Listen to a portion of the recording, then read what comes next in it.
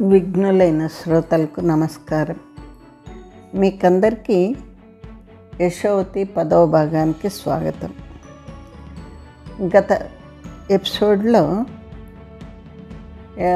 యశోవతి పుత్రుడైన చిన్న గోనందుడికి రాజ్యభారం అప్పగించడము, అతని వివాహం కావడము, అతను ఎక్కువ మంది అమ్మాయిలను వివాహం చేసుకోవడము, అందులో జ్యోతిర్మయి అందరికన్నా ఎక్కువగా అధికారాలు తనే తీసుకుని క్రమంగా తన అధికారం పెంచుకొని అంతఃపుర వ్యవహారాలన్నీ తానే చేతిలోకి తీసుకుంది. యశోవతికి కానీ పట్టప్రాణికి కానీ మిగిలిన రాణులకు వారికి పంపించే సంభారములు, పంపించవలసిన ధనము తగ్గిస్తుంది. కొందరు రాణులు పోయి రాజుతో చెప్పుకున్నారు. సుధాలహరి అంటే పట్టప్రాణి నోరెత్తలేదు, యశోవతి కూడా మాట్లాడలేదు. అలాగే ద్వాపర యుగాంతం సమీపిస్తోంది. కలి ప్రవేశించిన నాడు ఒక మహాపురుషుడు మరణిస్తాడని కార్తాంతికులు చెప్పారు. ఇంతవరకు పోయిన వారం ఎపిసోడ్లో చెప్పుచున్నాం. తర్వాత ఏమైంది, ఎవరు ఆ మహాపురుషుడు చనిపోయిండేది, అవన్నీ మనం మళ్ళా చూద్దాం. ఇక ఈ వారం కథను మొదలుపెట్టినా మరి ఇదిగో ఇలాగా కథ మొదలవుతోంది, వినండి. ఒకనాడు హఠాత్తుగా యశోవతికి సంభారములు రాలేదు. ఆమె చాలాసేపు ప్రతీక్షించను, అంటే కాచుకుంది. అడిగితే ప్రతిహారిణి ఇలా అంది, అమ్మ, దినదినము అంత వ్యయం ఎందుకని జ్యోతిర్మయీ దేవి గారు అన్నారు. భగవంతుడు వీణిని ఆరగించినా భోగించినా యశోవతి దేవి గారికి ఏవి కావాలనో అవి పంపింపబడును. రాజభోజన యోగ్య పదార్థములు పంపబడును. ఆమెకు వలసినన్ని పీతాంబరములు పంపబడును. పూజ అని పేరు పెట్టి దినమునకు 2-3 వేల దీనారముల సుగంధ ద్రవ్యములు పాడు చేసుకుందరా అని అన్నారు అని చెప్పింది. యశోవతి నవ్వింది. పక్కనున్న సుధాలహరికి మనసులో కష్టం అనిపించింది.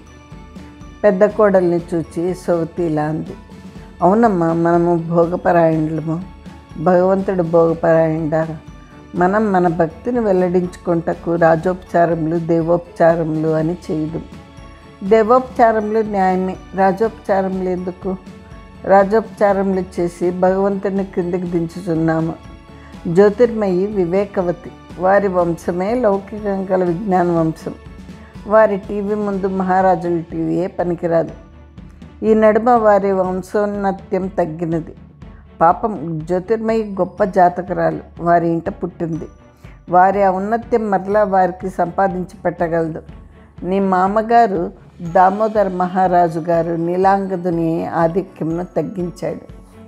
నీ భర్త అయిన గోనంద మహారాజు మరలా వారి ఔన్నత్యం వారికి ఇచ్చును. యశోవతి ఇలా అనుచుండగా జ్యోతిర్మయి యొక్క అంతఃపురాధికారిని అచ్చట ఉంది. ఆమె పోయి జ్యోతిర్మయితో ప్రతి అక్షరమును చెప్పారు. జ్యోతిర్మయికి అర్థం కాలేదు. ఇది ప్రశంసయా నిందయా? తన వంశంను పొగడటమా తిట్టడమా? తాను రాజమాతను ఏం చేయగలదు? ఇటు సంభారములు తగ్గించగలదు. గోనందుని తన చేతిలో పెట్టుకుని ఆడించుచున్నది. కానీ అతడు తన చేతిలో నుండి జారిపో విషయంలో 2-3 కలవు. మొదటిది యశోవతిని ఏమంటకు వీల్లేదు. రెండవది సుధాలహరి యొక్క పట్టప్రాణితనమును తొలగించుటకు వీల్లేదు. పట్టప్రాణి వద్దకు పోకుండా చేయవచ్చును. దినదినము ప్రాతకాలంలో యశోవతి పాదాభివందనమును మాత్రము మాన్పింపరాదు. గోనందుడు ఒక విచిత్రమైన రాజు, అంతకంటే విచిత్రమైన వ్యక్తి. జ్యోతిర్మయి యొక్క అన్నగారులు 2 ఉన్నారు. వారు చండ ప్రచండులు, గొప్ప వీరులు. వారు తమకంటే దానిష్కులు, అంటే విలుకాళ్ళు లేరనుకుందరు. తమకన్నా ఖడ్గ విద్యా నిపుణులు లేరు అనుకుందరు. నిజానికి సామాన్యులే కానీ అధికులు గారు. ఆ వంశంలో పుట్టుట చేత, నీలాంగదుని బిడ్డలగుట చేత, జ్యోతిర్మయికి అన్నగారులగుట చేత వారు మహాపరాక్రమవంతులన్నమాట అపాటికి వచ్చింది. భారత యుద్ధం జరిగి ఆనాటికి 36 ఏండ్లు గడిచింది. ఈ 36 ఏండ్లు భారతదేశంన ఒకరి మీద దండెత్తిన రాజు ఇంకొకటి లేడు. యుద్ధములు లేవు. యుద్ధములు లేనప్పుడు అందరూ మహావీరులే. వారిద్దరూ మరలా తమ తొల్లింటి భూభాగమును ధనమును సంపాదింపవలనని ఎంచారు. ఆ భూభాగములు పూర్వము తమ తాత కొందరు ధనవంతులకు అమ్మాడు. వారి దగ్గర నుంచి కొనవలనంటే వీరి వద్ద అంత ధనము లేదు. ఏవో రాజకీయ వ్యవహారములలో దింపి రాజభయం పెట్టి మళ్ళా తీసుకున్నారు. అట్టి కృత్రిమములను కొన్ని చేశారు. వారిపై రాజుతో చెప్పుకున్నారు. రాజు బావమరుదులతో అది న్యాయం కాదని చెప్పాడు. వారి ఆస్తి తమదే అన్నారు. రాజు జ్యోతిర్మయితో చెప్పాడు. ఆమెను తన అన్నగారులతో ఇది న్యాయం కాదని చెప్పమనెను. ఆమె జంకింది. రాజు మామగారితో చెప్పాడు. ఆయన, నేను పెద్దవాడిని అయిపోయాను, మహారాజులు మీరే చేయలేకపోయినప్పుడు నేనేం చేయగలుగుదును అన్నాడు. నిజంగానే మహామంత్రి వృద్ధుడయ్యాడు. జ్యోతిర్మయి భర్తను బతిమాలింది. రాజు మెత్తబడ్డాడు. ఆ అన్యాయం అన్యాయంగానే మిగిలిపోయింది.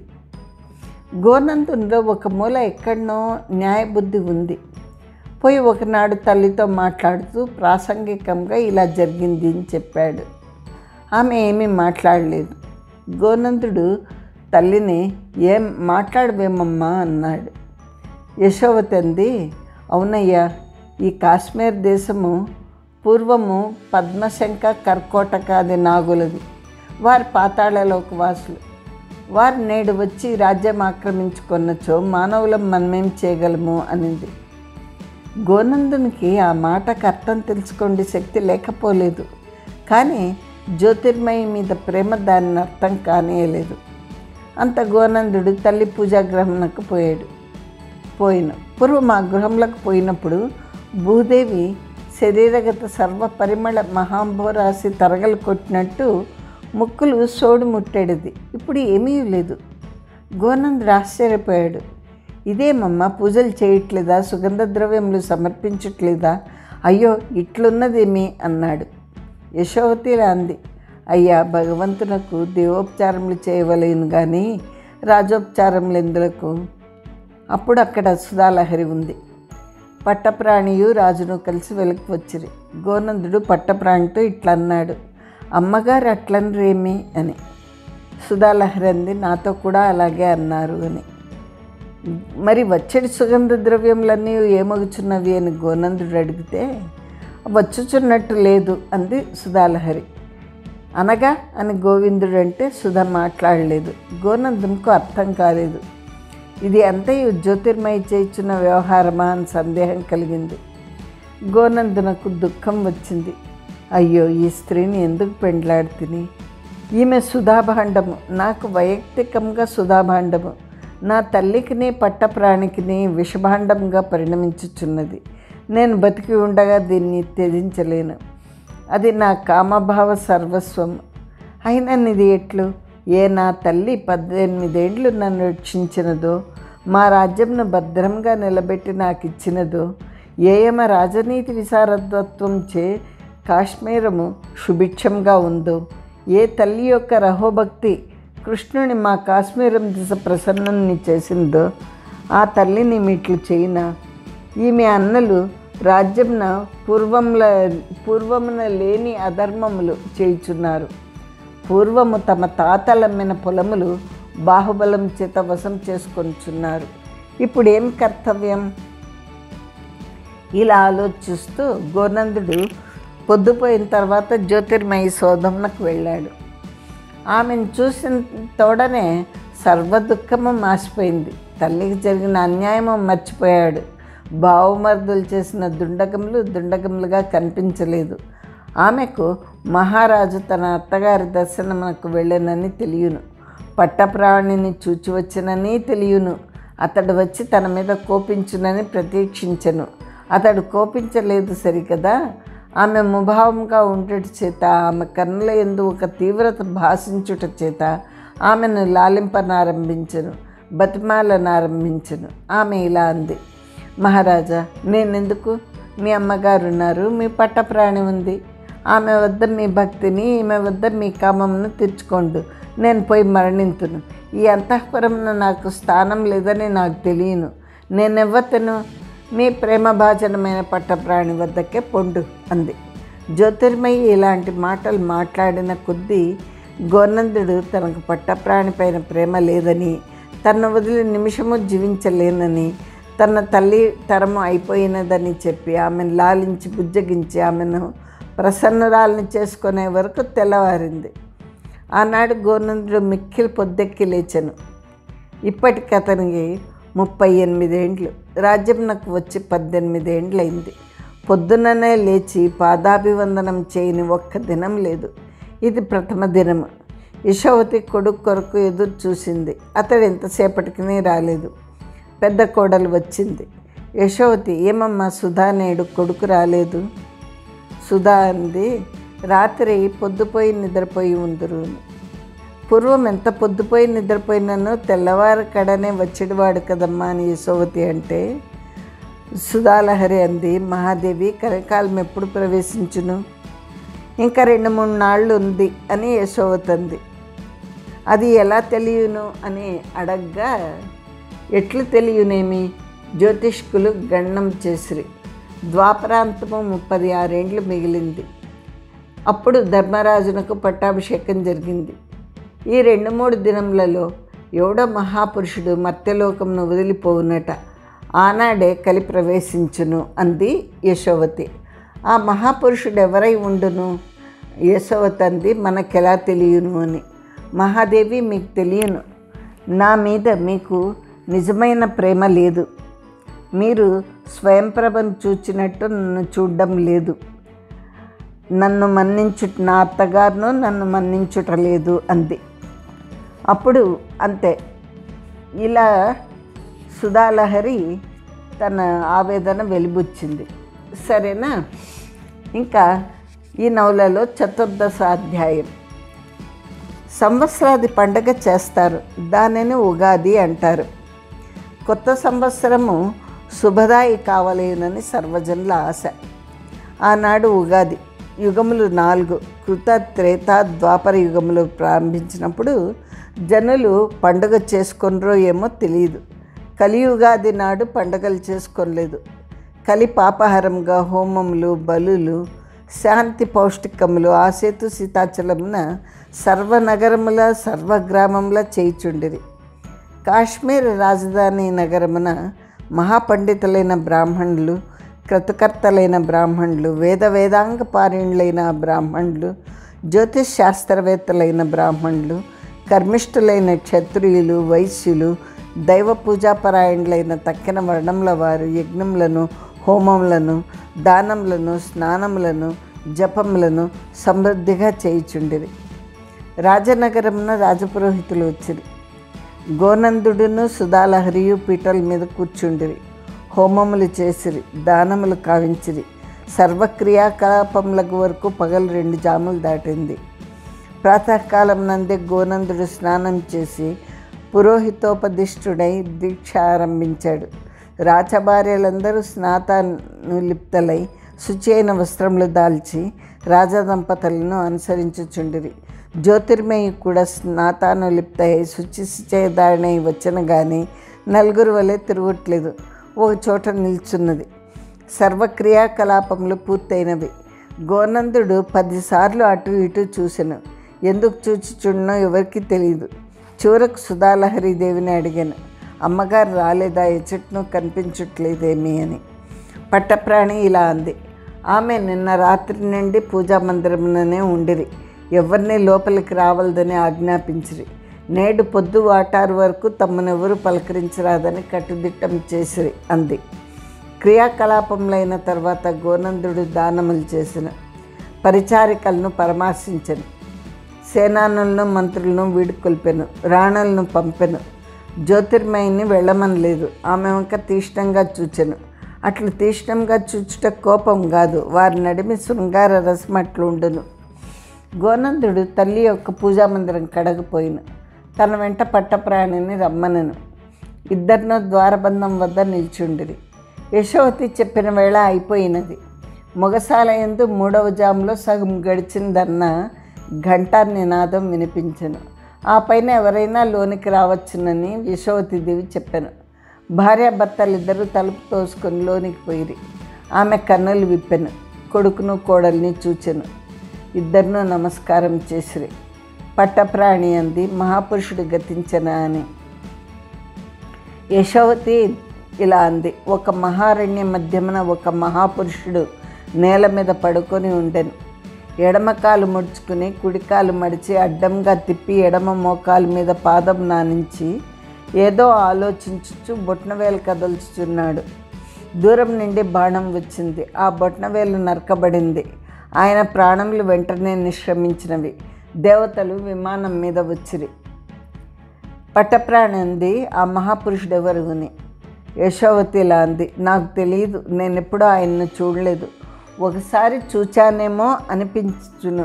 ఆయన ఈయన అగునో కాదో. ఆయనను నేను నడుచుచున్నప్పుడు చూచి తిని. ఈయన నేల మీద పడుకుని ఉన్నాడు, కాలు మీద కాలు పెట్టుకుని ఉన్నాడు. నేను సరిగా గుర్తుపట్టలేకపోతుని అని. పట్టప్రాణి అడిగింది, ఆయన ఎవరు అని. యశోవతి అంది, మీరెరుగరు, గోనందుడు పసిపిల్లవాడు, నీవు అప్పటికి పుట్టనే లేదు అని. పట్టప్రాణి అంది, మొత్తానికి కార్తాంతికులు చెప్పినట్లే జరిగింది అని. ఇంకో రీతిగా ఎందుకు జరుగుతుంది అంది యశోవతి. తర్వాత యశోవతి కొడుకును కోడలను పంపించింది. ఆ గదిలో ఒక చోట ఉన్న హేమమయ పీఠికను తెరిచింది. దానిలో గ్రంథములున్నవి, భూర్జపత్రముల మీద రాయబడినవి, పట్టు వస్త్రముల మీద రాయబడినవి, పట్టుగుడ్డలు పొడవైనవి కొన్ని చుట్టబడి ఉండెను. అది ఒక గ్రంథము. ఆమె తీసింది, చదవనారంభించింది. అలా చదువుతూ ఉంది. ఆ గ్రంథము సమగ్రంగా లేదు. నడుమ కొన్ని లేవు. అవన్నీ శ్లోకములు.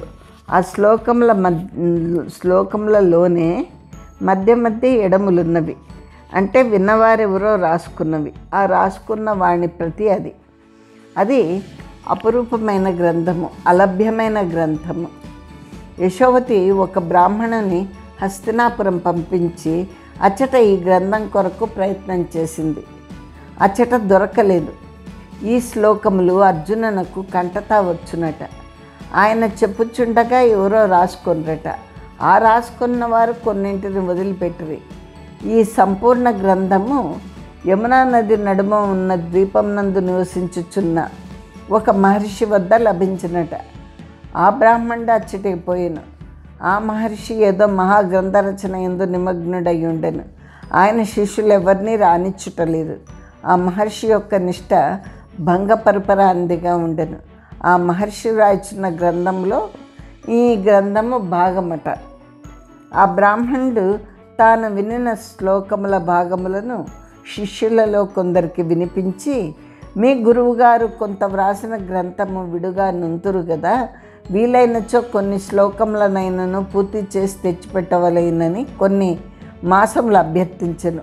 కొన్నాళ్ళు ఆ భాగం ఇంకనూ రాయబడలేదని చెప్పిరి. కొన్నాళ్ళు రాయిచుండిరని చెప్పిరి. కొన్నాళ్ళు గురువుగారు గ్రంథము పూర్తి అయ్యే వరకు దాన్ని వెలికి రానేరని, వెలికి వచ్చిన తర్వాత తామే ప్రచారం చేయుదమని చెప్పిరి. ఆ బ్రాహ్మణుడు ఖండములైన ఆ గ్రంథమునే తెచ్చెను. ఆ గ్రంథమును యశోవతి ప్రాణప్రదంగా రక్షించుకొంచుండెను. దానిని సంపాదించుటకు ఆమె కొన్ని 100 దీనారములను వ్యయపెట్టెను. ఇట్టి ఖండస ప్రాప్తమైన తద్గంధం యొక్క ప్రతులు భారతదేశంన అందందు కలవు. కాశ్మీర రాజధాని యందు గంగేశోపాధ్యాయులు తర్క వ్యాకరణ మీమాంస నిష్ణాతులు. ఆయన కాశ్మీరం నుండి ఎచ్చడికో పోయి 3-4 ఏళ్ళు ప్రవాసం చేసి మీమాంసా శాస్త్రంన పరమనూత్నంగా సమావిర్భవించిన ఒక గ్రంథమును తెచ్చినట. అది ఒక సూత్ర గ్రంథము. దానిని వ్రాసిన ఆయన పేరు జైమిని. ఈ యమునా ద్వీపవాసి అయిన మహర్షి ఈ సూత్రకర్తకు గురువట. గంగేశోపాధ్యాయుడు తనకు అభిమాన శాస్త్రంనైనా ఈ సూత్రములనే తెచ్చుకున్నాను కానీ ఆ శాస్త్రంను తేలేదు. ఇది వేదాంత శాస్త్రము, సర్వోపనిషత్తుల యొక్క సారాంశమట. ఆమె చదువుచుండెను, పొద్దుకుంకెను. ఆమెకు ఒక స్వప్నం వచ్చెను. 2 వైపులా 2 మహాసైన్యములు తీర్చి ఉన్నవి. నడుమ ఒక రథం ఉన్నది. దానికి తెల్లని గుర్రములు కట్టబడి ఉన్నవి. రథి విశాల వక్షస్కుడు, మహారాజ తేజో విరాజిత పాలుడు, కిరీటధారి, మకర కుండలధారి. అతని చేతిలోని విల్లు తాళాభముగా ఉన్నది. సారథి చేతిలో కొరడా ఉన్నది. నీలమేఘ సుందరుడు, శతపత్ర నేత్రుడు, ఉత్తాల దేహం కలవాడు, పీతాంబరధారి. యశోవతికి వెంటనే గుర్తు వచ్చెను, ఆయనయే కృష్ణుడు. ఆయనే తన కొడుకైన గోనందుని చిన్ననాడు మంత్రులు వానికి పట్టాభిషేకం చేయుటకు తట్టుమిట్టాడిన నాడు వాకిటిలో రథం నాపి లోనికి వచ్చి తన మహానుభావం చేత మంత్రులను సేనానులను ముగ్ధులను చేసి సింహం వలె వచ్చి సింహం వలె నిష్క్రమించినవాడు. ఈ రథము అది కాదు, ఆ గుర్రములు తెల్లనివి కావు. సారథి వెనుదిరిగి రథితో ఏదియో చెప్పుచుండెను. కొన్ని మాటలు తనకు వినిపించెను. అవి తన గ్రంథంలోని శ్లోకములలోని మాటలు. ఇంతలో ఆ స్వప్నం అంతరించెను. విచారించినచో అది స్వప్నం కాదు, జాగ్రత్త అవస్థలోనే ఇంద్రియ స్మృతి మాసిన స్థితి. ఆమె లేచి దీపం వెలుగున మరలా ఆ గ్రంథం చదివాను. మరలా మూసెను. తెల్లవారులు నిద్రించలేదు. తెల్లవారినంత స్నానం చేసి గౌతములు తనకు ఉపదేశించిన మంత్రం జపించి పరిచారిక సమానిత భోజనాధికములను నిర్వర్తించెను. ఇక్కడ యశోవతి తన స్వప్నమున దర్శించినది భగవద్గీత ఘట్టము. ఆమెకు దొరికిన శ్లోకములు నడుమ కొన్ని లేవు, కొన్ని దొరికినవి అని చెప్పింది కదా. అవి అర్జునునకు బాగా తెలిసినవి శ్లోకములు అని అర్జునుని ద్వారా విన్నవాళ్ళు రాసుకున్నారు అని చెప్పబడింది. అంటే అది ఇంకా వేరే ఏదో కాదు, భగవద్గీత గ్రంథమే. భగవద్గీతలో కొన్ని శ్లోకములు మినహా మిగిలినదంతా ఆమె చేతికి అందింది అని మనం అనుకోవాలి. ఎందుకంటే ఆమె స్వప్నంలో దర్శించిండేది అర్జునుడిని, శ్రీకృష్ణుడిని. అది కురుక్షేత్ర యుద్ధ సమయము. ఆ కురుక్షేత్ర యుద్ధ మధ్యంలో కృష్ణుడు పార్థునకు బోధించిన భగవద్గీత రహస్యము. ఇదే మనం అర్థం చేసుకోవాలి. ఇక మళ్ళీ కథలోకి వెళ్దాం. ఇలా కొన్ని నెలలు గడిచింది. నీలకంఠుడు ఇప్పుడు మిక్కిలి వృద్ధుడయ్యాడు. కానీ తన ధర్మమును తాను నిర్వర్తిస్తూనే ఉన్నాడు. అతనిని యశోవతీదేవి ఈ కలికాలం ప్రవేశించు దినమునకు అటు ఇటు ద్వారక యందు హస్తిన యందు సంచరించి వార్తలు కనుగొని రమ్మని నియమించింది. అతడు వచ్చాడు. చిత్రములైన వార్తలు తెచ్చాడు. కృష్ణుడు మరణించినట. అడవిలో పరుండి కాలి మీద కాలు పెట్టుకుని కాలు బొట్నవేలు ఆడించుచుండగా అది లేడీ అనుకుని దూరం నుండి ఒక కిరాతకుడు బాణంతో కొట్టనట. ఆయన చనిపోయాను. అర్జునుడు వచ్చాడు. ద్వారకా నగరం సముద్రం నందు మునిగిపోయింది. అర్జునుడు కృష్ణుని భార్యలను తీసుకుని హస్తినాపురంకు బయలుదేరాడు. దారిలో దొంగలు కొట్టిరి. అర్జునునికి ఏమీ చేత కాకపోయాను. నీలకంఠుడి వార్తలు చెప్పుచుండగా విన్నది నలుగురు: యశోవతి, గోనందుడు, సుధాలహరి, జ్యోతిర్మయి. నీలకంఠుడు ఇది చెప్పినంతనే గోనందుడు, జ్యోతిర్మయి అక్కడి నుంచి వెళ్ళిపోయారు. యశోవతి నీలకంఠుని అడిగింది, పోయి తర్వాత ఏమైనది అని. మరలా ఇలా అంది, నాకు వద్దులే, పోయి మహారాజునకు చెప్పు అని. నీలకంఠుడు ఆ సాయంకాలము మహారాజు వద్దకు పోయి ఇలా విన్నవించాడు: మహారాజా, నిన్న తమరు తర్వాత కథ వినకుండా వచ్చారు. తమకు తల్లిగారు తక్కిన వార్త మనవి చేయమని నన్ను పంపారు అని. గోనందుడు అన్నాడు, అప్పుడు వినవలసిన వార్త విన్నాను. ఒక్క వార్త కాదు, 2 వార్తలు విన్నాను. తక్కినది చెప్పనక్కర్లేదు అని. జ్యోతిర్మయి అంది, వినచ్చో తప్పేమి అని. దానికి నీలకంఠుడు ఇలా అన్నాడు: మహారాజా, కృష్ణుడు చనిపోయానన్న వార్త ధర్మరాజాదులు విని బహుదుఃఖపడిరి. ఆ యాదవులలో మిగిలిన వారికి అందందు చిన్న రాజ్యములిచ్చి చివరకు ధర్మరాజు తమ్ములతో సహా రాజ్యమును పరివ్రజించిన వాడై మనవడైన పరీక్షిన్ మహారాజుకు పట్టాభిషేకం చేసి వానప్రస్థాశ్రమమునకు బయలుదేరాడు అని. పరివ్రజించిన వాడై అంటివి కదా అని గోనందుడు అంటే, నీలకంఠుడు అన్నాడు, క్షత్రియులు పరివ్రాజం తీసుకొని రాదట, అంటే సన్యసించరాదు. ఆయన మనసా పరివ్రజించను అని. అయినచో ఇప్పుడు రాజెవ్వరని గోనందుడు అడిగితే పరీక్షిన్ మహారాజు అన్నాడు నీలకంఠుడు. వాడెవ్వడోయి అని గోనందుడు అంటే, అభిమన్యుని కుమారుడట అన్నాడు నీలకంఠుడు. అభిమన్యుడు చనిపోయినట కదా అని గోనందుడు అడిగితే నీలకంఠుడు అన్నాడు, అప్పటికి ఆయన భార్య గర్భవతి అట అని. అయితే యుద్ధమైన తర్వాత పుట్టనన్నమాట అన్నాడు గోనందుడు. జ్యోతిర్మయి అన్నాడు, అతను మీ ఈడువాడు అని. గోనందుడు అప్పుడు అన్నాడు, నేను వాడికన్నా 2 ఏండ్లు పెద్దవాడిని అని. మహారాజా సెలవు తీసుకుందును అని నీలకంఠుడు అంటే గోనందుడు అన్నాడు, ఏమి సెలవు? నీవేమైనా మంచి వార్త తెచ్చితినందువా? నా శత్రువులు వారింతట వారే నశించిపోతురి, నా చేత నిర్జింపబడలేదు. కృష్ణుడు మరణించెను, భీమార్జునులు ఇంచుమించుగా సన్యసించిరి అని. మహారాజా, మన శత్రువులు తమంతట తామే హరించినచో మరీ మేలే కదా అని నీలకంఠుడు అంటే, లోకం దృష్టిలో మేలే, మహావీరుల దృష్టిలో అది మేలు కాదు అన్నాడు గోనందుడు. మహారాజా, మనకు వారికి విరోధమేమి అని నీలకంఠుడు అంటే ఈయన అన్నాడు, గోనందుడు అన్నాడు, ఓరి వృద్ధమూర్ఖుడా, నా తాతగారిని చంపినది ఎవరు? నా తండ్రిని చంపినది ఎవరు? కృష్ణుడు నాకు విరోధి. జరాసంధుడు నిజంగా భారతదేశ చక్రవర్తి. ఆయన్ను మోసం చేసి వధించిన వాడెవడు? భీముడు. నువ్వు చెప్పిన కథయే కదా, మర్చిపోయితివా? కృష్ణార్జునులు భీముడును బ్రాహ్మణ వేషం వేసుకుని మోసం చేసి గిరివ్రజపురం నందలి డక్కాలను పగలగొట్టి మహారాజును మళ్ళీ యుద్ధంలోనికి దించి కృత్రిమంగా సంహరించారు. దానికి ఇంతవరకు ప్రతిక్రియ అంటే ప్రతీకారం జరగలేదు. నా తండ్రి ఆ ప్రతిక్రియను చేయలేదు అని. జ్యోతిర్మయి అంది, మీ అమ్మగారు చేయనీయలేదు అని. నీలకంఠుడు అన్నాడు, యశోవతిదేవి గారు ఏం చేసిరి అని. దానికి గోనందుడు అన్నాడు, నువ్వు మాత్రం చేయలేదా? వారిలో నువ్వును కలవు. నీ భార్య అప్పగారు 10,000 గోపికలలో ఒకరితట కదా. ఆ వెర్రిని నీ భార్య తనతో తెచ్చింది. తాను చాలక అప్పగారిని వెంటబెట్టుకుని వచ్చినదట కదా. మా అమ్మగారికి తన చిన్నతనం నందు కృష్ణలీలా కథా శ్రవణోన్మాదము ఉండేదిదట. ఆ వెర్రి మా తండ్రికి ఎక్కించింది అని గోనందుడు అన్నాడు. నేను అందుకనే పూజా సుగంధ సంభారములను సమకూర్చుట మానివేయించి తిని అని జ్యోతిర్మయి అంటే గోనందుడు అన్నాడు, మంచి పని చేస్తేవి. అప్పుడు నాకు నీ మీద కోపం వచ్చింది, కానీ ఇప్పుడు మంచి పనియే చేస్తేవి అనిపించుచున్నది. కాశ్మీర రాజ్యంలో కృష్ణ భక్తియా? భీమార్జున పరాక్రమాభివర్ణనమా? అతడు సాక్షాత్ నారాయణుడు అనుకుని మన్నించుటయా?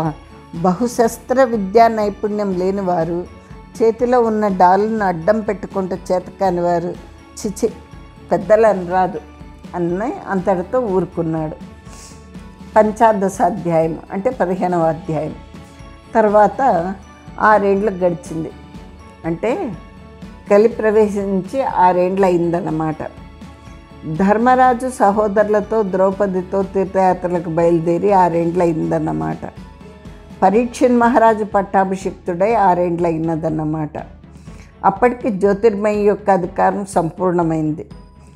ఆమె అన్నగారులు సర్వాధికారులైనారు. గోనందుని మాట చలామణి అవ్వట్లేదు. ఆ సంగతి అతనికి తెలియట్లేదు. జ్యోతిర్మయి మాటయే తన మాట అనుకొంచున్నాడు. తక్కిన మంత్రులు, సేనానులు నిస్సహాయులు. వారందరూ ఎదురు తిరగాలి. ఎవరి మీద? గోనందుని మీదనా? గోనందుడు అన్నచో మంత్రులందరికీ జాలిగా ఉంది. నీలాంగదుని కొడుకుల మీద ఎదురు తిరగాలి. వారెవరు? వారిని సంహరించడం ఎంతటి పని? వారిని రహస్యంగా కూడా వధించవచ్చు. వధించినచో రాజ్యం చేయును, దుఃఖపడును.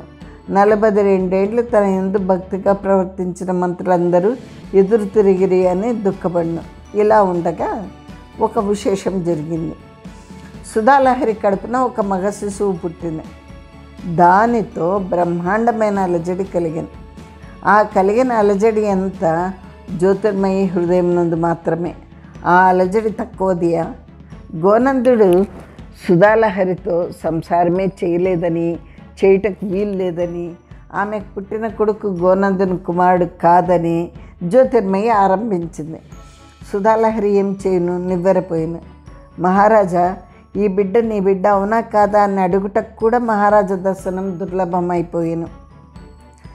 ఈ కోపమంతయు ఒక్క సుధాలహరి తత్పుత్రుల ఎందే కాక యశోవతి ఎందుకు కూడా ప్రతిబింబింపనారంభించెను. ఇద్దరి మీద మోపబడిన నిందలు శరపరంపరలుగా సాగుచుండెను. వారిని విషం పెట్టి చంపుటకు నిత్య ప్రయత్నంలో చెలరేగుచుండెను. పారావతిక గైకొనిన జాగ్రత్త వల్ల తత్ప్రయత్నములు భగ్నములగుచుండెను. అందుచేత పారావతిక మీద నీలకంఠుని మీద జ్యోతిర్మయి పగబూనెను. నీలకంఠుని నివారించుటకు వీలు లేకపోయిను. అతడు పరరాజ్య వార్తాహరుడు. అది అతని బలం. అంత బలం అతనికి ఎచ్చటి నుండి వచ్చింది అనగా గోనందుని నుంచి వచ్చింది. తన హృదయమును దహించు కోర్కెలు 2 గోనందుని కలవు. రెండవది జ్యోతిర్మయి గత ప్రేమ. మొదటిది తాత తండ్రుల పగ తీర్చుకోవాలన్న గడ్డు కోరిక. ఈ కోరిక ముందు జ్యోతిర్మయి ప్రేమ నిలవదు. ఆ సంగతి జ్యోతిర్మయికి తెలియను. అచ్చట ఆమె నిస్సహాయరాలై ఉండేది. ఆమె కచ్చట తన ప్రతిక్రియ ఏ రూపం తాల్చవలనో ఎవరి మీద సాగవలేనో తెలియదు. ఆమె అన్నలు కూడా ఆ విషయమున మూకీభూతులై ఉండిరి. ఆ ప్రయత్నం నందు జ్యోతిర్మయి సోదరులు ఎంత వెనకంజ వేయుచున్నారో తక్కిన మంత్రులు అంత ముందంజ వేయుచున్నారు. జ్యోతిర్మయి సోదరులు మహావీరులను చెప్పించుకుంటే కానీ యుద్ధ విముఖులు, అగ్నులు, పరాక్రమ గుణ విహీనులు అయిన వ్యర్థులైన రాజకుమారులను బట్టి విరగబాటుతనము దుష్టగర్వమును విడంబించి రాజకుమారులను పిలిచి వారికి ఖడ్గ విద్య నేర్పుదురు, ధనుర్విద్య నేర్పుదురు. వారు తమ గురువులు ఎనలేని యోధులు, భార్గవరాముని వంటి వారిని ప్రచారం చేయుదురు. వారిని మెచ్చుకుంటకు ఒక గుంపు కలదు. వారి నీలాంగద వంశీయులు, తద్బంధువులు. ఇతర మంత్రులకి ఈ రహస్యములు తెలుసు. రాజును యుద్ధమునకు తూగించించో, యుద్ధం వచ్చించో వీరి బండారం బయటపడినని, రాజునకు వారి యందు వైముఖ్యం కలుగునని తక్కిన మంత్రులు ఆలోచించారు. రాజు యొక్క హృదయం నందున్న ఈ పగ తీర్చుకొనవలెనన్న భావము సర్వ మంత్రులకు, సర్వసేనానులకు తెలియను. ఇది రహస్యం కాదు. ఆ ఒత్తిని వారు నిత్యము ఎగదోయిచుందురు. ఆ మంత్రుల ధైర్యము సుధాలహరి కుమారుడు. ఈ గోనందుడు తాను పసిపిల్లవాడైనప్పుడే దామోదరుని కృష్ణుడు వధించినాడు. తామిప్పుడు గోనందుడు దైవం తప్పి వచ్చి యుద్ధంలో హతుడైనను సుధాలహరి కుమారునికి పట్టాభిషేకం చేయవచ్చు. యశోవతీదేవి ఇప్పటికీ బతికి ఉన్నది. నిజమునకు ఆమె తపశక్తియే రాజ్యమును రక్షించుచున్నది. యశోవతీదేవికి ఇప్పుడు 110 ఏండ్ల వయసు దాటింది. ఆమెయే 2-3 సార్లు తన వయో నిర్ణయం చేసినట. దామోదర మహారాజు పట్టాభిషిక్తుడగు వేళకు ఆమెకు 18 ఏండ్ల వయసు. దామోదరుడు 48 ఏండ్లు రాజ్యం చేశాడు. 48, 18, 66 ఏండ్లు. భారతయుద్ధం అయిపోవటయు, యుధిష్ఠిరుడు హస్తినాపుర రాజ్య సార్వభౌముడవుటయు, ఈ గోనందుడు రాజవుటయు అన్నీ ఇంచుమించు ఒకేసారి జరిగినది. యుధిష్ఠిర చక్రవర్తి 36 ఏండ్లు రాజ్యం చేసెను. అప్పుడు కలి ప్రవేశించను. 66ను 36ను కలిపి 102 ఏండ్లు. తర్వాత 10 ఏండ్లు గడిచెను. 112 ఏండ్లు అయినది. ఆమె తన ఆయుర్దాయం 125 ఏండ్లని పలుమందితో చెప్పినదట. సుధాలహరి కుమారునికి ఆమె మరలా పట్టాభిషేకం చేసినా కానీ చనిపోదు. మంత్రులందరూ రాజు చేత యుద్ధం చేయించుటకే కృతనిశ్చయులైరి. కానీ ఇంతలో ఒక విపరీతం జరిగిన. జ్యోతిర్మయి సుధాలహరి శిశువును సంహరింపించెను. ఆ పిల్లవాడు చనిపోయాడు. దాంతో అంతఃపురంన పెద్ద అలజడి బయలుదేరిను. మహారాజుకు జ్యోతిర్మయి మీద ఏవగింపు కలిగాను. ఆమె తన దాస్యమును, అంటే తన దుష్ట స్వభావమును, తన శృంగార రసభరిత కోపావేశమును ప్రదర్శించెను. ఆమె అవి రాజునందు పని చేయలేదు. అప్పుడు తప్పనిసరికి బత్మాలటయు బామాలటయు పెట్టుకునేను. అవ్యవస్థిత చిత్తానం ప్రసాదోపి భయంకర అన్నట్టు ప్రకృతి చేత కోపశీలురు, గర్వవంతులు అయిన వారి ప్రసాదము కూడా వెగటుగానే ఉండును. దాని యందు ప్రసాద గుణం కనిపించదు. ఆమె యువరాజును వధించనని రాజుకు విశ్వాసం. తాను చేయలేదని ఆమె వాదన. ఎలా తేలుతుంది? ఆమె మనసులో మిక్కిలి కుటిలాలోచన పరురాలై తన మార్గంను వేరే తీర్చవలేనని ప్రయత్నం చేసిన. రాజునకు ఇతర మంత్రుల యందే ప్రేమ కలిగిన. రాజు యుద్ధాభిముఖుడు, ప్రధానముగా కృష్ణ విరోధి. ఇప్పుడు కృష్ణుడు పోయాడు, పాండవులు పోయిరి, పరపక్షమున ప్రబలులే లేరు. ఇప్పుడు శత్రువులను నిర్జించుట సులభమైన పని. జరాసంధుని కుమారుడు సహదేవుడు కూడా మహాయుద్ధమున మడిసెను. అతని కొడుకు మార్జారి మగధరాజ్య సింహాసనం నందు ఉండెను. కాలజ్ఞులు మరల మగధ రాజ్యమునకే సామ్రాజ్యాధిపత్యం కలుగునని చెప్పుచున్నారు. అనాది నుండి భారతదేశ సామ్రాజ్యము మగధేశ్వరులది. నడుమ కృష్ణుడు వచ్చి 100 ఏండ్లు దానికి వైతథ్యమును సమకూర్చెను. భీమునిచే కుత్సితంగా జరాసంధను వధించుటే దానికి మొదలు. కృష్ణునితో భీమార్జునులతో ఆ బెడద తొలగిపోయిన. ఇప్పుడు భారతదేశం ధర్మపరులైన రాజుల యొక్క బాహుబలం చేత నిరుపద్రవంగా రక్షింపబట్టకు వీలున్నది. కైతవ ప్రక్రియలు లేవు. చేయబడిన అన్యాయంలో భగవంతుడి రూపంతో వచ్చి చేసిన సరిపుచ్చుకొనుటలు లేవు. భగవంతుడైన ఎందుకు చచ్చిపోయాను? భగవంతుడు కూడా చచ్చిపోవును కాబోలు. ఇంకా వాణి గొప్ప ఏమి? ఇట్టి భావములకు, రాజహృదయ గత భావములకు తక్కిన మంత్రులు దోహదం చేయుచుండిరి. తన అన్నలు కూడా ఈ మార్గంనే అవలంబించో తక్కిన మంత్రుల ఆధిక్యం చెడిపోవును. తమ ఆధిక్యం తమకు నిల్చును. పట్టప్రాణి కొడుకును తాను చంపించలేదని రుజువు చేసుకునవలేను. దానికి పట్టప్రాణి అంతఃపురం నందు పరిచారకులను మోసగించి వారికి ధనమిచ్చి వారి చేత అబద్ధములు చెప్పించెను. వారును జ్యోతిర్మయి యొక్క కొమ్ము పైన ఉండుటయు, రాజు సర్వదా ఆమెను అనుసరించి ఉండుటయు, ఆమె వాక్యమే ప్రమాణభావమై ఉండుటయు, జ్యోతిర్మయిని ఆశ్రయించిన జనము వృద్ధిపడుటయు చూస్తూనే మోహపడరు. వారు చెప్పిన సాక్ష్యములన్నీ దోషము పారావతికి ఎందు నిరూపించి ఉండరు. సుధాలహరికి ఇంతమంది పరిచారికలు చెప్పిన మాటలు కల్పితంలేని రాజునకు చెప్పి ఒప్పించగల శక్తి లేదు, పలుకుబడి లేదు. ఆమె ఏం చేస్తుంది? పోయి యశోవతికి మొరపెట్టుకుంది. ఆమెయు ఆలోచించింది, ఓహో కామం ఎంత చెడ్డది! తన భర్తకు లేని ఈ ప్రవృత్తి, తన మామగారికి లేని ఈ ప్రవృత్తి, వంశంనందు లేని ఈ ప్రవృత్తి, వీనికి ఎలా వచ్చింది? ఆనాడు యశోవతి తీవ్రమైన నిష్టతో జపం మీద కూర్చుంది. ఆమె అంతకు పూర్వం ఒక పని చేసింది. ఆమె మహారాజా నీతివేతృత్వం కలది కదా, రాజగృహములలో ఏం జరుగును అని ఆమెకు తెలియను. యశోవతికి ఒక మహాసౌధం కలదు. అందులో ఒకటి పూజాగృహము, ఒకటి శయ్యాగృహము, ఒకటి పరిచారిక స్వీకరణ యోగ్య గృహము, మరొకటి పెద్ద సావిడి. అచ్చట్నే పూర్వము స్వయంప్రభ సంగీతం ప్రవర్తింపబడుచుండేది. పూజా శయ్యాగృహంల వెనుక ఒక పెద్ద గది కలదు. అది యశోవతి యొక్క రహస్య గృహము. 46 ఏండ్ల నుండి మరీ మాట్లాడితే 94 ఏండ్ల నుండి ఆ గృహంను అనగా ఆ గదిని ఒక్క యశోవతి తప్ప మరెవ్వరినూ ప్రవేశించలేదు. ఎప్పుడో దామోదరుడు రాజ్యంకు కొత్తగా వచ్చినప్పుడు, వారి యవ్వనం ప్రకాశించుచున్నప్పుడు యశోవతి మిక్కిలి కోపం నుండి ఆ గదిలోనికి పోయి దాక్కొనగా ఆమె భర్త తను వెదుగుచూ నా గదిలోకి రావాలి అన్న సంకల్పంతో అతడు ప్రవేశింపరాని ఆ గదిలోనికి అతడు ప్రవేశించుటయే లౌకికమైన అతని అభిజ్ఞను కూడా మరిపించుటకు తగిన తార్కాణమని ఆమె లోపల గడియ వేసుకొనక ఉండగా దామోదరుడు అందు ప్రవేశించాడు. మహారాజైనను ఆ గదిలోనికి ప్రవేశింపరాదు. రాజవ్యక్తుల రహస్యములు ఇలా ఉంటాయి. యశోవతి పారావతికి నందులో దాచింది. ఆమె ఏమైనదో ఎవరికి తెలియదని చెప్పించింది. తాను తీవ్రమైన నిష్టతో జపం చేస్తూ ఉంది.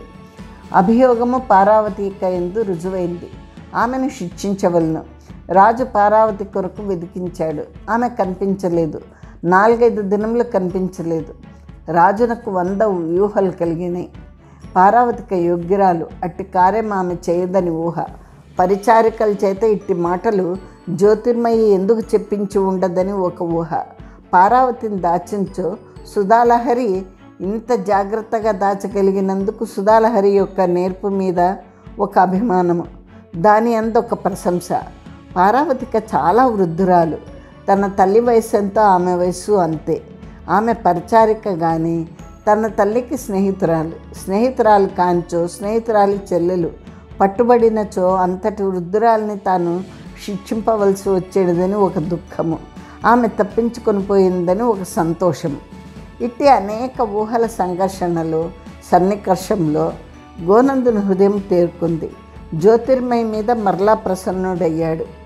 కానీ రాజ్యంనకు ఉత్తరాధికారి అయిన బిడ్డ పోయినన్న దిగులుగానే ఉంది. తనకిప్పుడు 48 ఏండ్లు దాటినవి. తన తండ్రికి తాను 68వ ఏట జన్మించాడు. తనకు 48వ ఏటనే పురుష సంతానం కలిగింది. అది ఇలా వ్యర్థమైంది. ఈ దుష్కార్యము జ్యోతిర్మయి చేయించలేదని అతని విశ్వాసము. చేయించకుంటే ఈ దోషము తన మీద నుండి తొలగించుటకు ఇంత ప్రయత్నం చేయునా? గోనందుడు ఇలా నిర్ణయించుకున్నాడు. ఈ జ్యోతిర్మయి హేతువున, అంటే ఈ జ్యోతిర్మయి కారణాన తాను తక్కిన రాణులందరినీ చూచుటయే మానివేశాడు. తాను పట్టప్రాణిని పొందుట భయంతో పొందుటయా, ఆమె కడకు దొంగచాటుగా పోవుటయా? తక్కిన రాణులు 5గురున్నారు. ఎప్పుడో వివాహాది ఎందు తప్ప తాను తక్కినప్పుడు వారి సౌధంలకే పోలేదు. జ్యోతిర్మయి బంధమును వదిలించుకొనవలను.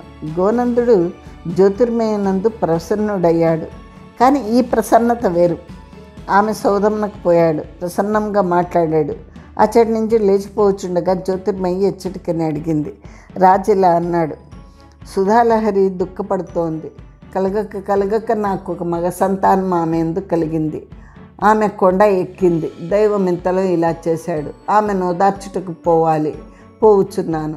ఆమె దుఃఖోపశమనం జరిగిన తర్వాత ఒత్తును అని రాజు వెడలిపోయాడు. జ్యోతిర్మయికి వ్యవహారం బిడిసిపోయిందని తెలిసిపోయింది. తానే బిగించి తెంపి తిని అనుకుంది. ఇంత మటుకు రాజు యోగ్యుడు. పూర్తిగా తెంచలేదు. ముప్పెరుకొన్న తన ప్రేమను 2 పేటలే తెంచాడు. మిగిలిన పేట అలాగే ఉంచాడు. దీని కొరకు జ్యోతిర్మయి కృతజ్ఞురాలై ఉండవాలి. కానీ ధూర్తభావ మిళిత వంశ సంజాతకు, ప్రకృతి కుటిలకు, సహజ కోపనకు, పరంగిత అభిజ్ఞురాలికి ఇట్టి సాధువైన పరిస్థితులు అర్థమగునా? ఆమె కోపంగానే ఉంది. రాజు పట్టమహిషి సౌధంలందు 10 దినములు ఉన్నాడు. అంతఃపురం అంతా ఆశ్చర్యపోయింది, ప్రసన్నమైంది. మరలా మంచి దినములు వచ్చినవి అనుకుంది. తర్వాత రాజు పట్టమహిషితో తక్కిన 5గురు భార్యలను 10 దినములు పరామర్శించవచ్చుటకు అభ్యనజ్ఞ వేడాడు. రాణి నివ్వెరపోయింది. రాజు వెళ్ళాడు. సుధాలహరి ఆమె కుమారుని ప్రవర్తనమంతయు అత్తతో, తల్లితో వలె, సోదరితో వలె, స్నేహితురాలతో వలె చెప్పింది. ఈ ప్రశాంత గోనందమైన కాలంలో యశోవతి పారావతికను నీలకంఠుని 3వ కంటికి తెలియకుండా విదేహ దేశంలోకి పంపివేసింది. రాజాంతఃపురంలో తొల్లిటి అలజడులు, కుత్సితములు, పన్నుగడలు తగ్గినట్టుంది. రాజు తన ఇష్టం వచ్చినప్పుడు తన ఇష్టం వచ్చిన రాణి యొక్క సౌధంలోకి పోతున్నాడు. పట్టప్రాణి వద్ద ఎక్కువ కాలమే గడుపుతున్నాడని చెప్పాలి. ఏమి పట్టప్రాణి? ఒక అధికారం చేయలేదు. తాను పట్టప్రాణి అని అనుకోలేదు. రాజుతో ఇలా చేయాలి అలా చేయాలి అనలేదు. మహారాజునకు పరిచర్య మాత్రమే చేయగలుగును. ఒక ప్రణయ కోపం వహించలేదు. ఒక శృంగార రసావిర్భావంను కలిగించలేదు. వట్టి సామాన్య సంసార స్త్రీ అయినా రాజుకు తత్శృంగార రస విచిత్తి ప్రాయమైన వ్యవస్థ జ్యోతిర్మయితో సమృద్ధంగా గడిచింది. మొహం మొత్తినంత వరకు అయింది. ఇప్పుడు సుధాలహరి వంటి స్త్రీతో శాంతంగా సంసారం చేయుటే బాగున్నది అనిపించింది. జ్యోతిర్మయి వద్దకు వెళ్తాడు. ఆమె వ్యాధి నెరిగి వాతలు పెట్టినట్టిది. తన హేళలు, బిబ్బోకములు, కుట్టమితములు, వక్రోక్తులు రాజునకు ప్రమాణంగా అందించుచుండెను. ఇట్లు కొన్ని ఏండ్లు రాజు జీవితం సుఖంగా నడిచింది. కానీ జ్యోతిర్మయి ఊరుకుండగలదా? తానొకనాడు తానే రాజ్యం చేసిన స్త్రీ మళ్ళా రాజును తన గుప్పెట్లోకి తీసుకుని రావాలి. దానికి ఒకటే మార్గం. రాజునకు జరాసంధుని నాటి పగ హృదయంలో పాతాళమంత లోతున ఉంది. తాత తండ్రుల పగ తీర్చవలను. రాజు యొక్క ఈ గాఢమైన వాంఛను పురస్కరించుకునియే తక్కిన మంత్రులు తనకు వ్యతిరేకంగా కొంత పన్నుగడ పన్నగలిగిరి. రాజునకున్న ఈ వాంఛా ప్రాబల్యంను పురస్కరించుకునియే తన అన్నల కంటే వారు ముందంజ వేయగలిగిరి. ఇప్పుడు తాను మరలా రాజు యొక్క హృదయం ఆక్రమించవలనంటే ఆ దిశ నుండి ప్రయత్నించవలను. ఆమెకు తన అన్నల పరాక్రమం తెలియను, వారి లోతు తెలియను. వారి యుద్ధములు లేని దినములలో సేనానాయకుల అధికారములను చెల్లించగలవారే కానీ యుద్ధకాలములందు చేయలేరు. అయినను తాను తన అన్నలతో చెప్పవలను, నిజంగా యుద్ధం నందు మీ బావగారు కూడా పెద్ద యుద్ధ వీరులు కారు. ఆయన మాత్రం పూర్వం యుద్ధములు చేసినది ఇప్పుడు పగ తీర్చుకుందామన్న ఊహ ఉండని జీవి ఎవడుండును? లోకజ్ఞులైన వారు ధనవంతులకు, అధికారులకు, రాజులకు గల ఇట్టి భావములు పురస్కరించుకుని వారిని పొగిడి తమ కార్యములు తాము చేసుకుంటే కానీ కార్యకారణ సమయంలో అక్కరకు పనికొచ్చే వారి సంఖ్య ఎప్పుడైనా తక్కువగానే ఉండదు మొదలైన మాటలు చెప్పి అన్నలకు ప్రోత్సాహం కలిగించింది. వారు తక్కిన మంత్రుల కంటే అధిక ఉత్సాహం ప్రదర్శించుట, సేనా సన్నాహములు చేయుట, ఆయుధములను ఉత్పత్తి చేయించుట, సైనికులలో పందెములు పెట్టి సాహసులకు గెలిచిన వారికి బహుమానములు ఇచ్చుట మొదలైన ఈ కార్యములు చేయుటతో రాజుకు వారి యందు దయ పుట్టింది. దాంతో జ్యోతిర్మయికి మళ్ళా అధికారం సంప్రాప్తించింది. ఇంచుమించుగా జ్యోతిర్మయితో రాజు పూర్వం వలె ప్రవర్తిస్తున్నాడు. కానీ అతని హృదయంలో సుధాలహరికున్న గౌరవము వీసమైనా నిచ్చట్లేదు. తక్కిన భార్యలు మా భర్త మా యందు దయగా లేడని చెప్పుటకు వీలు లేకుండా ఉంది. ఇట్లుండగా సుధాలహరి మళ్ళా గర్భవతి అయింది. గోనందుని సంతోషం పట్టుటకు వీలు లేకుండా ఉంది. రాజు ప్రాతకాలంలో, సాయంకాలంలో, రాత్రులందు, వేగులందు ఎంత పని ఉన్నా కూడా పోయి పట్టమహిషిని చూసి రాకుండా తప్పదు. చేయించడి దౌహృద క్రియలకు అవధి లేదు. దాంతో ఒక విశేషం కూడా రాజు జరిపించాడు. యశోవతీదేవి యొక్క పూజా సుగంధ సంభారములు మళ్ళా తొలితటి నాటి వలె సాగుతుంది.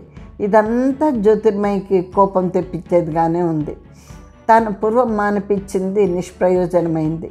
మరలా సముద్ధరించుట తన మీద పూనైన పగ రాజు మెత్తని కత్తిగా తీర్చుటగా ఆమె భావించింది. ఆమె మనసులో నిశ్చయించుకుంది, నేను అతని కంటే మెత్తని కత్తిని. మా పూర్వులు గోనంద వంశం కంటే పూర్వులు. మాకున్న అహంకారంలో రాజుకు సగం కూడా లేదు అని. యుద్ధ ప్రయత్నము విరివిగా సాగుతోంది. జ్యోతిర్మయి అన్నలిద్దరూ శంఖపద్ములు. ఒకడు శంకుడు, ఒకడు పద్ముడు. ఈ శంఖపద్ములు మహానాగులు. కాశ్మీర్ దేశ దాత్రి భాగంలో పూర్వము దాక్షాయిని తటాకంగా ఉన్నప్పుడు తటాక పరిపాలకులుగా శంఖపద్ములన్న మహానాగులు ఉండేవారు కదా. నీలాంగదుని పూర్వులు తాము వారి సంతతిని చెప్పుకునేవారు. నీలాంగదుడు తన కొడుకులిద్దరికి వారి పేర్లే పెట్టాడు.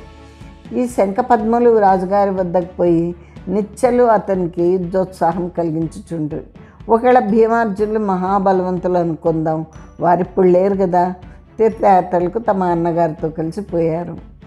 అంతఃపూర్వమే వారి జవసత్వములు ఉడిగాయి. వార్తాహరులు చెప్పారు. ద్వారక నుండి కృష్ణ భార్యలను పల్గొండు హస్తినాపురంకు తెచ్చేటి వేళ కిరాతులు వారిని ఎదిరించగా అతడు ఏమీ చేయలేకపోయినట. కృష్ణుని యొక్క ప్రధాన భార్యలైన రుక్మిణి సత్యభామలను రక్షించుటకే అతనికి ప్రాణములు కడబెట్టినాయట. కృష్ణుడు చనిపోయినాడు. ద్వారకా నగరమే లేదు. పగ అన్నది పరంపరగా వచ్చున్నది. ఇప్పుడు మనం పగ తీర్చుకున్నటకు ఆ కష్టమేమీ లేదు.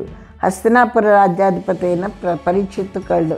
వాణిని మనం సంహరించి హస్తినాపురం కైవసం చేసుకున్నచో జరాసంధుని ఆత్మ సంతోషిస్తుంది, శిశుపాలుని ఆత్మ సంతోషిస్తుంది, మీ తాతగారైన గోనంద మహారాజు గారి ఆత్మ సంతోషిస్తుంది. చనిపోయిన పితరులు, అయ్యో మన వంశంలో మహావీరుడు ఎవరు పుట్టును, మనం పొందిన అపకృతులకు వికృతి ఎవడు చేయగలడు, నికృతి ఎవరు చేయగలడు, మన ఆత్మలకు తృప్తి ఏ మనుషుని వలన ఏ మణిమనవల వలన సంఘటిల్లునని నిత్య ప్రత్యక్ష వ్యగ్రులై ఉందరు.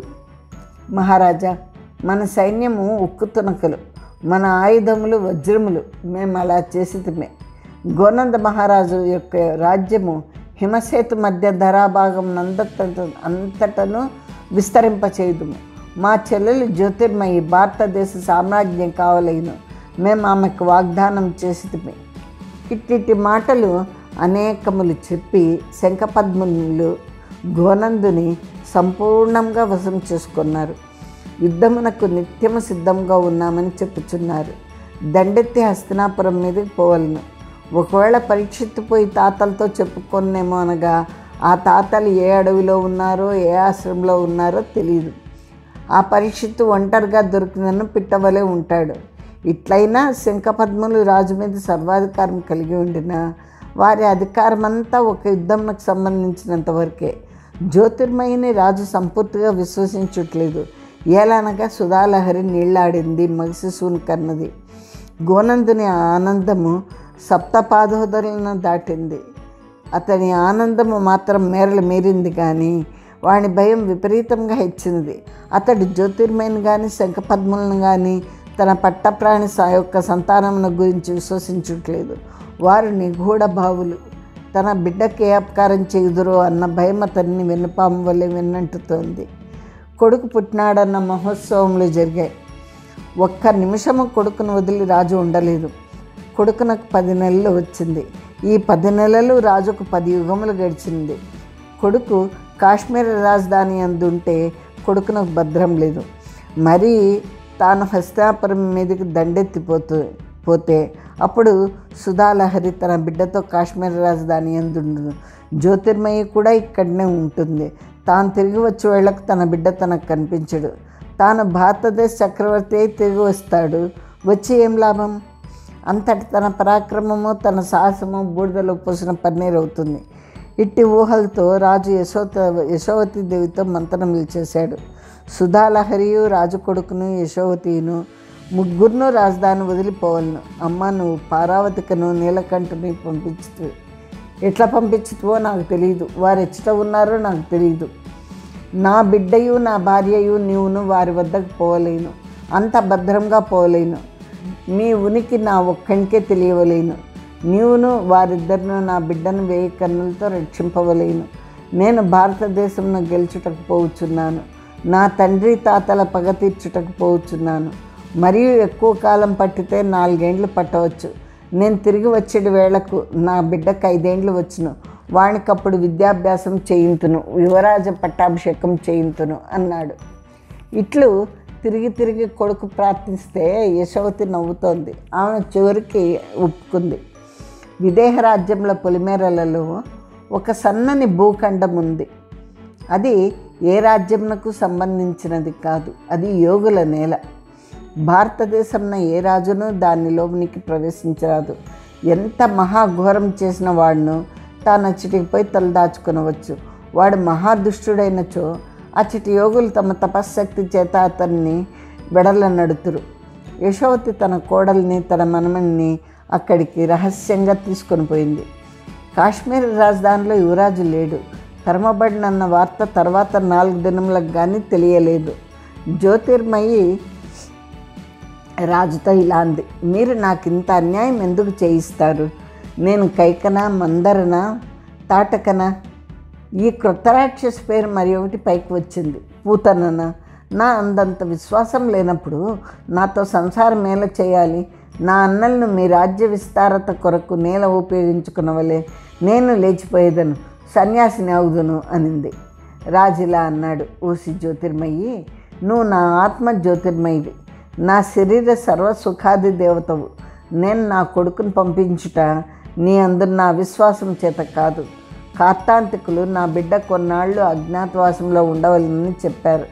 వానికి దినములు మంచివి కావట. నా వంశము మంచి దినములు వచ్చినంతనే మరలా ప్రకాశింపగలదు అని చెప్పాడు. యుద్ధ సన్నాహములు జరిగాయి. కొన్ని వేల ఏనుగులు, అంతకు ముబ్బడి గుర్రములు, గుర్రములకు ముబ్బడి పదాతులు, ఏనుగులలో సగము రథములు. దండయాత్ర బయలుదేరిన మర్నాడు కాశ్మీర రాజధాని మహాభూతమేదియో ఆశ్రయింపగా, ఎవడ మహర్షి శపించగా, జనము భీతులై పారిపోగా మిగిలిన గోడల వలె ఉండెను. ఒక పెద్ద ప్రశ్న పుట్టింది. హఠాత్తుగా పోయి హస్తిని మీద పడ్డాయా? మహావీరోచితంగా ముందు వార్త పంపి హస్తినను ముట్టడించుటయా అన్నది. గోనందుడు ఇంకో మాట అన్నాడు. హస్తినను ముట్టడించుట ఎందుకు? జనులను వధించుట ఎందులకు? వారి యుద్ధములు కురుక్షేత్రం నందు జరిగాయి కదా. మనము కురుక్షేత్రంనకు పోదాము. పరీక్షిత్తు తన సైన్యంతో కురుక్షేత్రంనకు రాని, యుద్ధం అక్కడే జరుగుతుంది. ఈ యుద్ధం నాకెంత అవసరమో వానికి అంత అవసరం. నేను నా తాత తండ్రుల పగ తీర్చుకొనాలి. అతడు తన తాత తండ్రుల మర్యాదను నిలుపుకొనాలి, వారి ప్రతిష్ట నిలుపుకొనాలి. పాండవులలో అర్జునుడు కదా మహావీరుడు. ఇప్పుడు అతడి కొడుకు అర్జునుని ధనుర్విద్యను ప్రదర్శించమను. పరీక్షిత్ అంగీకరించాడు. కురుక్షేత్రం నందే యుద్ధం జరిగింది. ఆ క్షేత్రము పాండవులకు జయమును ఆపాదించిన క్షేత్రము. ఆ క్షేత్రములకు పాండవుల అభిమానం పోలేదు. గోనందుని ఇంతటి మహాప్రయత్నము, ఇంతటి యుద్ధాటోపము, ఇంతటి గర్వరేఖ. గోనందుడి రాజ్యం వహించినప్పుడు 2 ఏళ్ల పిల్లవాడు. యుధిష్ఠిరుడు రాజ్యం ప్రత్యజించినప్పుడు అతనికి 38 ఏండ్లు. ఇప్పుడు అతనికి 56 ఏండ్లు. ఇన్ని ఏండ్లుగా భావింపబడుచున్న తీర్చవలసిన పగ అది అలాగే నిలిచిపోయింది. పరీక్షిత్తు గోనందుని సంహరించాడు, శంఖపద్ములను నిర్మూలించాడు, కాశ్మీర్ సైన్యము చెల్లాచెదురు చేశాడు. అంతటితో ఊరుకోకుండా వెళ్ళి కాశ్మీర్ రాజ్యంను ఆక్రమించాడు. ఆ రాజ్యంనకు తన కొడుకుల్లో ఒకడిని పట్టాభిషిక్తం చేసి ఆ రాజ్యం అతనికి ఇచ్చివేశాడు. యశోవతికి వార్త తెలిసింది. సుధాలహరి వ్యాధిగ్రస్తురాలైంది. ఒకనాడు యశోవతి సుధాలహరులు కూర్చుండగా అత్త కోడండ్రి నడుమ ఈ ప్రసంగం సాగింది.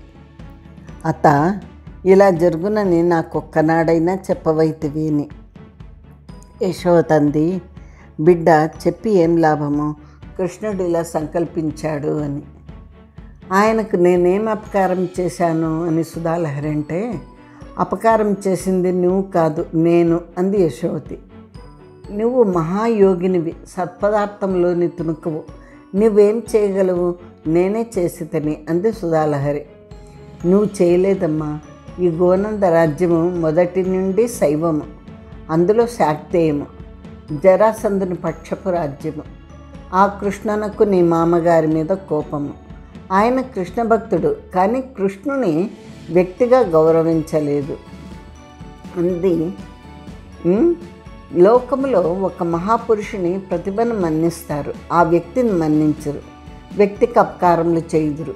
ఆ మహాపురుషుని యొక్క ప్రతిభను శిరసా వహిస్తారు. నీ మామగారు దామోదర్ మహారాజు గారు ఎట్లు చేశారు, నేను అలాగే చేశాను. స్వామికి అందుచేత కోపం. మన వంశమునకు భంగం లేదు. గోనంద వంశం మరలా కాశ్మీరం నేలుతుంది, కానీ కొన్ని వందల ఏండ్లు పోవాలి. నీ కొడుకునకు భద్రము అంది యశోవతి. ఇంతటితో ఈ నవల ముగిసిపోయింది. అంటే దీని ప్రకారం మనకు తెలియంది ఏమంటే, గోనందునికి 38 ఏండ్లు వచ్చినప్పటికీ ధర్మరాజాదులు వానప్రస్థాశ్రమంను స్వీకరించేసి పరీక్షిత్తుకు పట్టం కట్టి వెళ్ళిపోయారు. పరీక్షిత్తు మహారాజు అయ్యాడు. గోనందునికి పాత పగ గుర్తుకు వచ్చి పరీక్షిత్తును ఓడిస్తే తన పగ చల్లారుతుంది అనుకుని అతని పరాక్రమమును పొరపాటుగా ఊహించుకున్నాడు.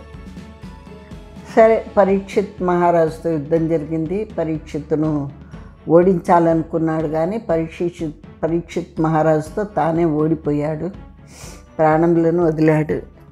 అంతకు మునిపే తల్లిని పట్టప్రాణి సుధాలహరిని వేరు చోటికి పంపించాడు కాబట్టి వాళ్ళు తన పిల్లవాడు భద్రమయ్యారు, వాళ్ళు బతికే ఉన్నారు. కానీ రాజ్యము అందుబాటులో లేకుండా పోయింది. పరీక్షిత్ మహారాజు కాశ్మీర రాజ్యంను ఆక్రమించేసి తన కొడుకులలో ఒకనికి ఆ రాజ్యంను కట్టబెట్టారు. అంటే జనమేజయుణ్ణి, పెద్దవాడైన జనమేజయుణ్ణి హస్తినాపుర సామ్రాజ్యం అప్పగించేసి రెండవ వాడికి కాశ్మీర రాజుగా అభిషేకించినాడు. ఇది ఇక్కడితో యశోవతి నవల అయితే ముగిసింది. ఆమె అదే చెప్పింది, కృష్ణ భక్తి ఉన్నప్పటికీ కృష్ణునికి విరుద్ధంగా దామోదరుడు ప్రవర్తించాడు కనుక ఇలా జరిగింది. కానీ ఆమెకు భవిష్యత్తు సూచనగా తెలుసు కాబట్టి కొన్ని వందల ఏళ్ల తర్వాత మళ్ళీ గోనంద వంశము, అంటే ఈ పాండవ వంశము క్షీణించి మళ్ళీ కాశ్మీర రాజ్యము గోనంద వంశమునకు వస్తుంది అని ఆమె ఊహించి చెప్పింది కోడలతో. ఇలాగా ఈ కథ ముగిసింది. ఇక ఈ కాశ్మీర రాజకథలలో తర్వాతది పాతిపెట్టిన నాణెములు. ఆ నవలను వచ్చే వారం మీకు వినిపిస్తాను, సరేనా? ఈ కాశ్మీర రాజగాథావళి దీన్ని కూడా పాశ్చాత్య చరిత్రకారులు తప్పుగా చిత్రీకరించారు. ఈ నవలలన్నిటినీ అయిపోయాక ఒకసారి సమీక్షించినప్పుడు ఎక్కడెక్కడ వాళ్ళు ఏ ఏ తప్పులు చేశారు అనేది చెప్తానే. అంతవరకు మళ్ళీ మిమ్మల్ని పాతిపెట్టిన నాణెములు మొదటి భాగంతో కలుస్తాను. అంతవరకు సెలవా మరి నా ఈ కథనం నచ్చితే లైక్ చేయండి, సబ్స్క్రైబ్ చేయండి, మీ ఫ్రెండ్స్తో షేర్ చేసుకోండి, వాళ్ళతో సబ్స్క్రైబ్ చేయించండి, సబ్స్క్రిప్షన్స్ పెంచండి, నన్ను ప్రోత్సహించండి. ఇది ఎప్పుడు చెప్పే మాటే కదా అని కొట్టిపడేయకండి. ఇలాంటి కథలు మీకు దొరకటం అపురూపం. భారత రామాయణాలు అంటారా, అవి దానిలో ఉన్న చిట్టి పొట్టి కథలు, జానపద కథలు అన్నీ అందరూ చెప్తారు. అవి అందరికీ తెలిసిన కథలే. మీకు తెలియని ఈ కథలను చెప్తున్నాను కనుక నన్ను ప్రోత్సహించండి. సరేనా? ఉండనా మరి? By by.